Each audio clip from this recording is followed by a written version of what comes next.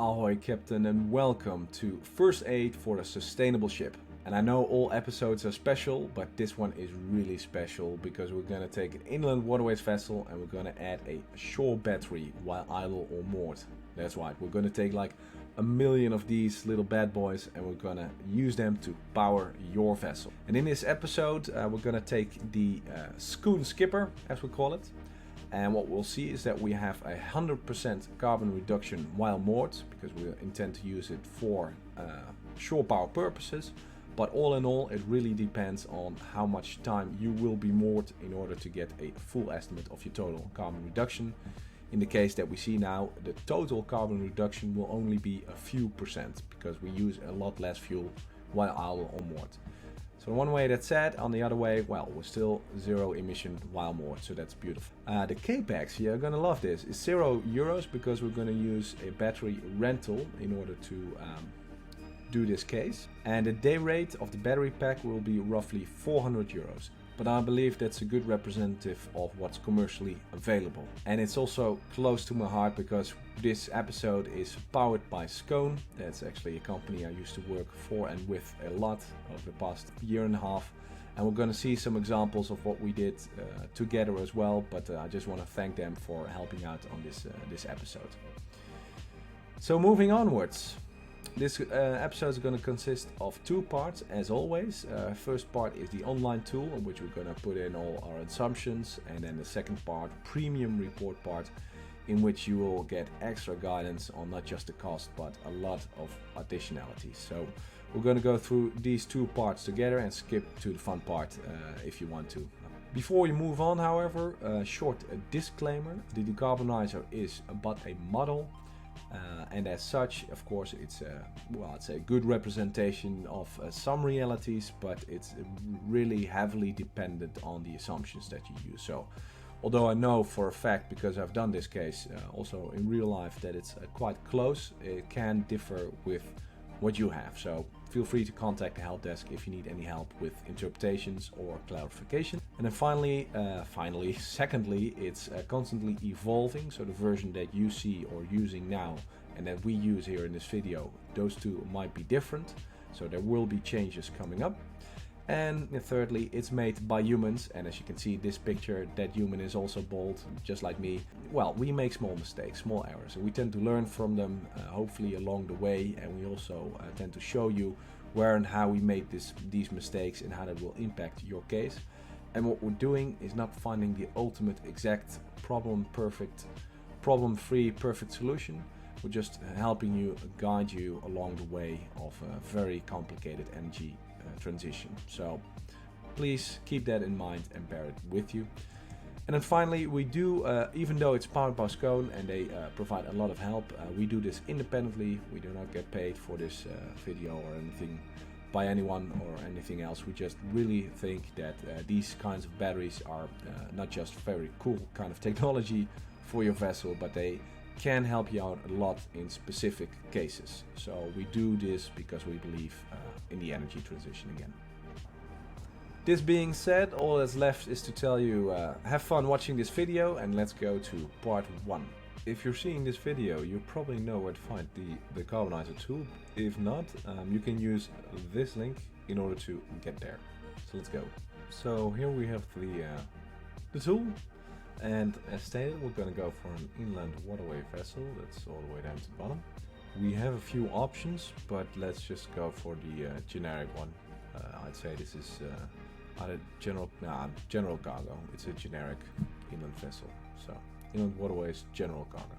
All we got to do is press the button, let's go, and then we have 4 different options, and the 5th one at the end. So that's ship data, regulations, decarbonize measures, Capex, OPEX.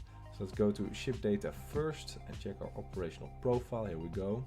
Yeah, well, this profile is okay, but what I know from these types of vessels is that a lot of the time these vessels are moored at night. So their ops mode is, we want to take an average to see how, let's see, our idle moored, our idle moored, that's now 70 kilowatts, so we also need to change that.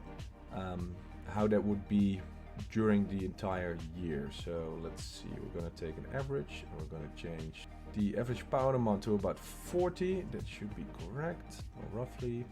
Yeah. And we're gonna take, I wouldn't say half, because then maybe be a bit too much, but 151 days, approximately. Okay, that's still, yeah, that should be close enough. This will directly impact the business case, and maybe what we'll do is we'll change that later on to a full year and back to an average to see how that will impact the rest. But this will roughly be the average operational profile of such a vessel. So half of the time, well, not half of the time because we're conservative, but a little bit less than half of the time we're simply standing by idling. There is some maneuvering involved, but we're just going to assume that once we're going, we're just going to go full steam ahead, and we're going to sail at roughly 1400 kilowatts. These are based on the Great Rhine ships, which have roughly 1800 kilowatts installed propulsion power, top of my head. Before we go to fuel and OPEX and ship and fuel parameter, I'm going to change, you see, oh no, this should be roughly correct, 2-stroke medium, yeah. 180 grams per kilowatt hour of specific fuel consumption. So that's, well, it should be close at least, but you can change that here if you want by just dragging this button. -3, so that's minus will be a little bit more efficient. So go back to 0, that's right. Alright, fuel and OPEX, so now here you can see what we consume on average while idle, moored and or sailing. So we have roughly 10 liters of fuel per hour when idle moored. These are all per day. Yeah, that's okay. That's not a lot, but yeah, it should be close. So especially if you're 40 kilowatts, yeah, that should be close to what's real.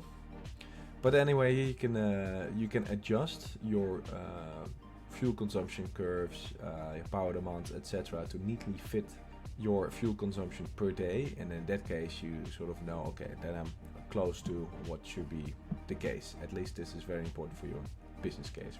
Going back to ship and fuel parameters, yeah, this is maybe the most important parameter, the name. So we're gonna change that to the Skoon Skipper. Inland Waterways, installed power, correct, fuel type, fuel price. This is roughly the fuel price and ETS cost. ETS cost might be even higher, but all these parameters we can also change later on. These are fixed for the moment, so we cannot change that, but in the future we'll have plenty more parameters to change. So this is our vessel, we're happy with it now as it is. We can go back later and change parameters to see how that will impact the business case, and probably will do that. So moving on to step 2, regulations. So this part for inland waterways is a bit tricky because we've focused on seagoing vessels for now, mostly IMO and EU regulations. We're going to focus on inland waterway vessels more into the future. So for now we're just going to leave this as is with an 11% CO2 target reduction. That should be doable, I think, with this case. So we're just going to leave it. If you want, you can add more rules and regulations here, and if needed, just feel free to contact us and we can have a look into more rules and regulations, or at least maybe even clients you work for, see how their decarbonisation timelines work, and we can add them for you. Same applies to CDI, EEI, EXI and ETS. Carbon tax probably exempt, but yeah, we're gonna change that later, see how it impacts the business case. This whole list, man, for now just forget about it, and maybe go back to this later once we've added the inland waterway vessels. But what we know for sure is that probably looking at what ports want, and that might be interesting. Most ports are looking into decarbonizing a lot, but it's pretty far ahead. I know that a lot of these ports that are listed here have signed a shore power treaty, so to speak, so that they intend to have shore power readiness for vessels by 2028. Doesn't really, well, that's pretty quick in terms of time. So we'll see how they're gonna manage that. For inland waterway vessels, of course, it's easier to provide infrastructure, but I'm pretty sure that shore power will be obliged going forward in the future. We'll see how that develops. Then step 3, decarbonisation. So we have an overview of all the different measures that we have so far over here, with CO2 reduction, estimated cost and impact on your day rate. And as we can see, we can choose between two different shore power types, and we'll definitely go for that battery. Here we go, shore battery. At the moment about 3% CO2 reduction. I have to say I'm a bit disappointed. I thought it was more, but okay. Lots of capex here, quite high, so 350,000 euros. That's steep with much reduced day rate. Okay, well, in terms of total cost, this is a lot. So we have a trick up our sleeve that I'm going to show you later on. So generally we exclude all design, refit and class cost, and I think in this case that's good because we're going to go for a rental. So we have not achieved all our CO2 reduction, but once you click on a measure, you can go down and you see here that the measure becomes available and we can change around with the parameters. So starboard, no, that's shore battery electricity price, that's 20 cents per kilowatt now. Well, that's going to be interesting. The very least we're going to do is rent a battery. There we go. Day rate roughly 250 euros. Well, that's actually very close to at least 500 kilowatt hours. Now, I think this is a bare minimum for these types of batteries, but I'm going to show you how you can adjust these numbers later. But this gives you an indication of what it will cost you roughly per day in order to rent these batteries.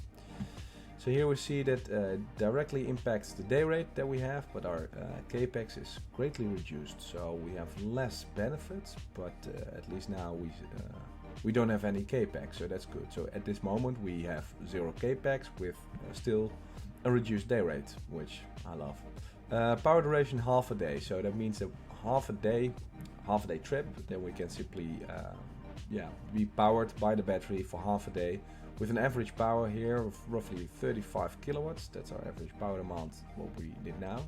And a rated power of about 176 kilowatt hours. Well, that's typically our auxiliary power demand, so we're just gonna leave that as is. What we can play around with is the electricity price. We can assume two cases. Either one, we have to pay for our electricity prices in order to charge the battery, so that we can have a look at what the maximum price would be to still have a benefit. Well, this is good because it's getting close to 60 cents. And in that case, well, 60 cents per kilowatt hours is a lot, so 65 cents. So you can actually tell the supplier, okay, I want to have 50 cents max, otherwise I'm not getting any benefit. But we can also drag to 0, see what the maximum benefit will be. That's 228, so 60 cents or max, 0 cents per kilowatt hours, then we have 200 euros per day benefit. And assuming we have almost half of the, we are moored for half of the year, so almost half of the year days are applied to this with this technology, we have great benefit actually, so we'll see that later on. So my experience with these kind of batteries is that usually you do pay something for the kilowatt hour, so we're going to go for, let's see, I think 39 cents was the average here in Rotterdam, just some time ago, 39 cents. Yeah, so that's almost 100 euros benefit, but I think if we're going to change the day rate, then we're going to see much difference. But here we also have an indication of the kind of battery and system that we have. It's about 500 kilowatt hours with the state of charge and discharge as stated here, so roughly half a megawatt hour needed. That's typical. We have there's quite a lot of batteries also at the Skoon marketplace available that could provide you with this kind of operations. Probably my estimate would be that you wouldn't need the entire battery, but still. So that would be roughly, let's see, if we have 2 megawatt hours per 20 feet container, then we have a 0.2 20 feet container, so that's well, I think per operation, so it would be a little bit higher. I'm saying my guess would be 1 10 feet container roughly for these types of operations. And here are the indication of the costs that we assume. We have a full cost breakdown later on in the second part, and some nice pictures of the system, how it could work. So this is actually the former Skoon battery operating in Amsterdam, also powering inland vessels that were moored here. So this is actually a very good comparison of the case. And here we have shore battery for inland vessels, and actually I hooked on this battery myself. So there's this whole case study is really going to the heart directly. In any case, I can tell you more if needed. Just contact the help desk if you want to have more information. So this should be it for the technology itself. We could also do a fuel comparison if you like. You can compare costs here in order to see how the menu itself changes and the day rates as well. And we can also look at weight, volume and energy. That has to do with fuels mostly for hydrogen and electricity or full electric. It's really, well, we cannot cramp enough batteries at the moment to get you the full operational profile that you probably need. So it's those are for different kinds of operations only. And then finally we have emissions. This is an overview of the current and after emissions. This is, as we saw, 3% difference before and after. But we can have a look at see a new ops profile. Yeah, so in a new ops profile with the shore battery we have 0 emissions instead, as opposed to the former that we had. So we can have both views here to have a look at what it does to our vessel after we apply the measures. That's it for the technology. We might revisit later, but this should all be nice and dandy. So let's move on to part 4, Capex and OPEX. Now this is something I like to see. We have instant results in terms of economic benefits, and then we only reap more awards later on. So this is actually, let's see, 30,000 per year cumulative, 60, yeah. So we're making about 30k a year in reduced costs, and that has to do with the fact that how we applied our day rates. Well, we can customize our case here, see how it would impact the whole situation. So let's see. We're gonna exclude net present value for now. You know what? We're also gonna exclude carbon tax. Let's see. Okay, so that carbon tax is about 1/3 of our benefits. So okay, we're gonna leave that out. Exclude inflation. Now we're gonna include inflation. That just simply means that our costs are increased over time. Purchase method, that's still left on purchase. Doesn't really matter because the moment we click on rent a battery, that's surpassed. So let's see, 244 euro day rate. So like I said, that is not a lot. I'd say that in the rule of thumb would be €1 per kilowatt hour plus €1 per kilowatts per day for rental. So if you have 500 kilowatt hours, so that should probably be around twice as much, I think. So what we can do in order to get a better day rate, we can reduce either the rental depreciation time, or we can increase the rental premium, both which will increase the day rate. You can see that rental premium basically is the amount of margin that the renter will make, and the rental depreciation. Both these are used to calculate the day rate. We simply take the purchase price and then divide it by the rental depreciation and then add the premium. So now we have 5,000. So what we actually are doing here is calculating the maximum day rate for you in order to make some profit. Yeah, rental premium a little bit less, -60. As you saw, there we go. The rental depreciation had most of the impact. 400 euro day rate battery. Well, I like this so much that I'm just gonna leave it like it is. So this would be roughly the maximum that we can pay for the battery, which is getting really close. So I'd say for this case we really have to dive into the assumptions, see what you get as an offer from your supplier, in order to get an estimate of whether or not this would be beneficial, because you see this is a break-even case. So this you could do if you have difficult clients or some rules and regulations, or maybe frequently visiting ports that do not have the correct infrastructure. So okay, interesting. Like I said, this is a very nice edge case, so we'd have to look into the fuel cost and of course the kilowatt hour cost per battery, but this will directly impact your cost. So assuming prices will increase or not, maybe you do have carbon tax, I don't know. But this is really the edge case of profitability, so to speak. Okay, now we have Capex Breakdown. This is quite interesting as well. This battery would cost about 350,000 euros. That's I'm laughing because I've seen quotes, and this is getting well, it was some time ago. So, but this is really close to what I've seen in the real life. But if you want a full Capex breakdown, enter your email here, and we're going to do that later on with the PDF report. OPEX breakdown, so you have a before and after, and you see we pay a little bit extra in fuel, but we pay a lot less in engine maintenance and spares.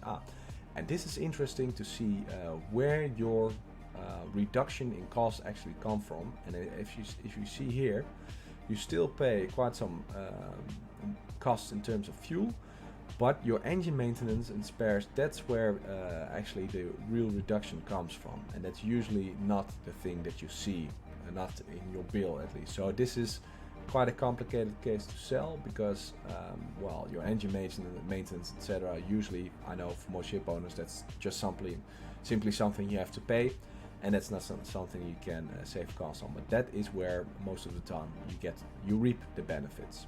Carbon tax not relevant because we haven't included yet there. So, okay. Final step. I'm gonna enter my email address.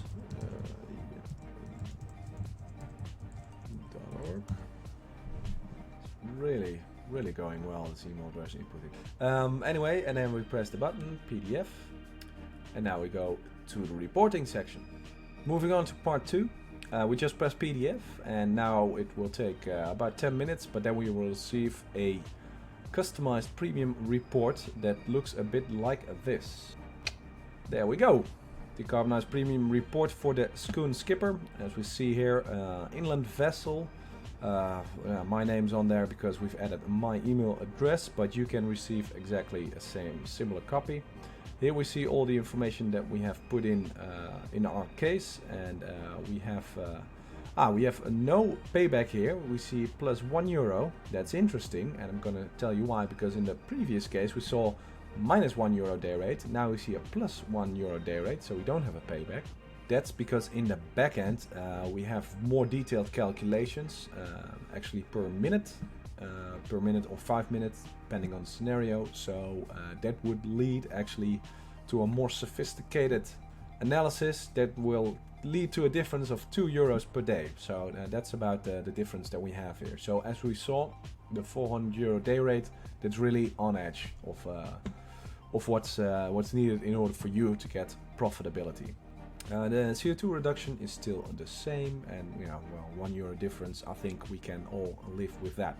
Here you see the table of content, and we'll not go through everything because that's way too much and you can do it in your spare time, but I wanted to show you the technical details and especially the Capex breakdown. And even though we don't have any Capex because we're renting, this can still help you figure out if, for example, you should rent or you should purchase or lease or anything else.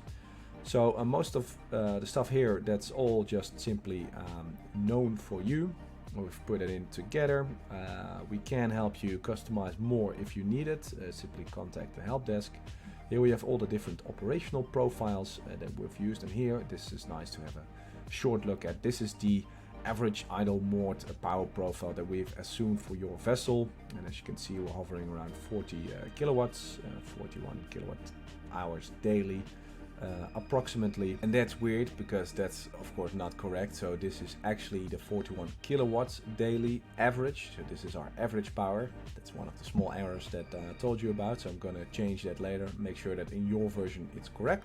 One other thing to note is that in this case we're idling on our auxiliary power a lot. It can in reality be even lower, and that's also where in a lot of cases some of the benefits might come from.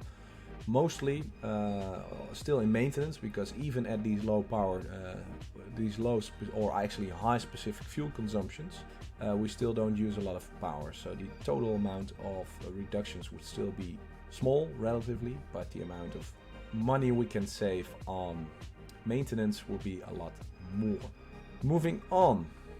Sailing, that's not really relevant in our case. Key upcoming rules and regulations. Again, this is mostly for seagoing vessels. I do believe shore power would be mandatory in a lot of cases. What we could do is have a look at all the different ports that might be interesting to you. So right now we can skip this part, and hopefully we'll add more on inland vessels later. Plus €1. Oh, nice. That's well, nice. I'll probably have to change that later on as well, but the day rate is, let's say, mostly the same. That's all similar, and here we go. Technical details, shore battery. Here we see the same table that we just saw, so everything's in here. This is one thing you have to have a look at, the 100% shore power availability. Right now we assume that as soon as you have the battery, or as soon as you moored, you always have the battery. So the battery is always available, so to speak. That means that either you put it with you on board, or there's always something on the quayside. We're not sure, we can't say that to be honest. But this will impact your business case, of course. We can change that if needed. Here we see the same pictures and some more material for you to go through in case you desperately want. Now we're going to go to the Capex part, because that is the fun part. This we already saw. Everything now is in simply the equipment of the battery itself.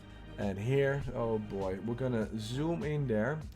So I'm not gonna discuss this all in detail, just wanted to show you that this would be, generally speaking, all the costs involved, all the line items in order to make the battery work for you, the shore battery. And this would also be line items in case of purchasing and or lease perhaps. There would be, in some cases, design and engineering involved from your end, but also the supplier. Here you see all the different line items that we used in order to make an estimate of the battery. Finally, some execution and retrofitting on board your vessel. I know for most inland vessels it is doable, there's not so much retrofitting needed, but this is all conservatively estimated. The commissioning and of course class and certification. As you can see, we still have the amount of hours that we assume here stated. It also depends, and I see a 0. It also depends on some of the assumptions that we've made, so this is something we could check together in order for you to get a proper feel of the entire business case. Now the rest here, what we have, this is all appendices with some more information if needed all the way on the back. We have some example stories of different kinds of inland vessels and also other marine sustainability stories that you might find interesting. So this is the report, and as you saw, it's quite easy to get a new report. We simply put in our email addresses, just one, we press PDF and we get a new report. So feel free to play around with this tool and reporting as you feel fit.